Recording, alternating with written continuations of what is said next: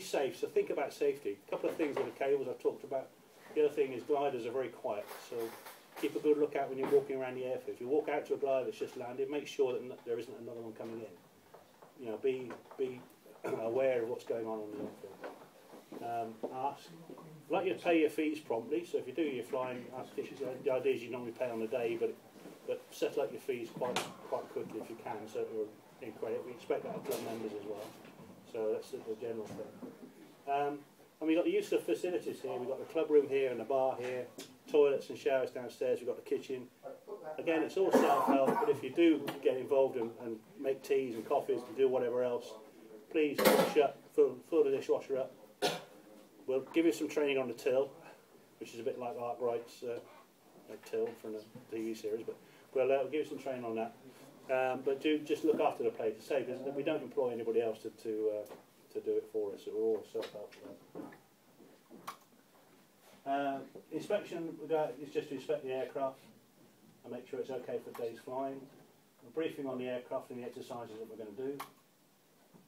That's a PW6 we're not be using today, but that's a typical cockpit layout.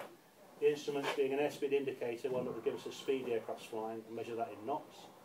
An altimeter which gives us a height above whatever we set, so we can set it to 0 here. Although we're 600 feet above sea level here, if we're flying locally, it's helpful to know a height above the airfield and not anywhere else. If we're flying cross country, then we might want to set it to something different. Because a lot of the maps will be set to height above sea level, or there is a flight level setting which is for the airliners, which again we can talk about later. So an airspeed indicator, how fast we're going. Altimeter tells us how high we are in feet, and we have some other instruments called variometers which tell us the rate of climb or sink that we're in, which is quite useful when you're in a thermal to see whether you're in a stronger part of the thermal or in sink, or what your average climb is within the thermal to see if you're actually gaining height with it. But again, we'll talk about those when we get around to the aircraft. These are just some other GWIS pictures at early gliding, and a lot of us go and do mountain flying, and that's a lot of fun, using the lift that's coming up, either ridge lift coming up off the mountains or thermal activity. A lot of cross-country flying. It's a modern two-seat glider.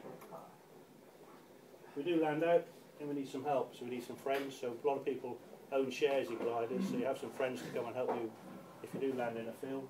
We don't do very much damage in a field, if any at all, and so we're farmer friendly.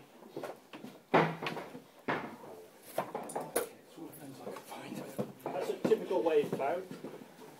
So some of these reports you see about people seeing flying saucers and things, that's could be the way that the cloud is formed in the air. This is taken in the Alps, and that's a wave cloud wave system there.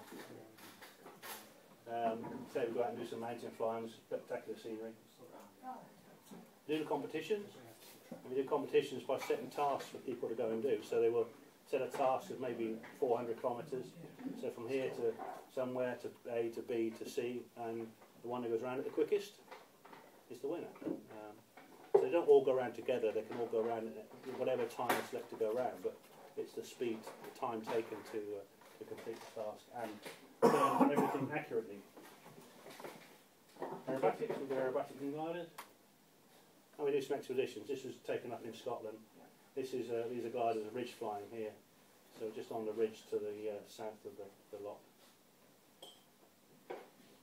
So I've just gone through it very quickly because it'd be nice to go out and get some flying done. So, any questions on that sort of very brief? Danger areas on the airfield? Danger areas like the grass and all that, and the cables? Well, danger areas are in front of the flight line, if you like, while gliders are being launched. And if you're out on the grass areas, just keep a good lookout. And if you're out there with a vehicle on the grass, go and tow an aircraft back.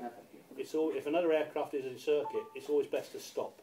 Because what we hate when we're coming in is a moving target. We don't know what you're doing. So if you just stop, we'll avoid it. We'll avoid you. But we'll do, for most of today you'll be under supervision, so you know, we can help you make. But we're not. Are we still allowed to? I don't think we're allowed to cut across the grass. Well, I'd rather you didn't walk across here, because that'll be. We're going to be trying to use this end this morning, and if you're walking across here, gliders are coming around.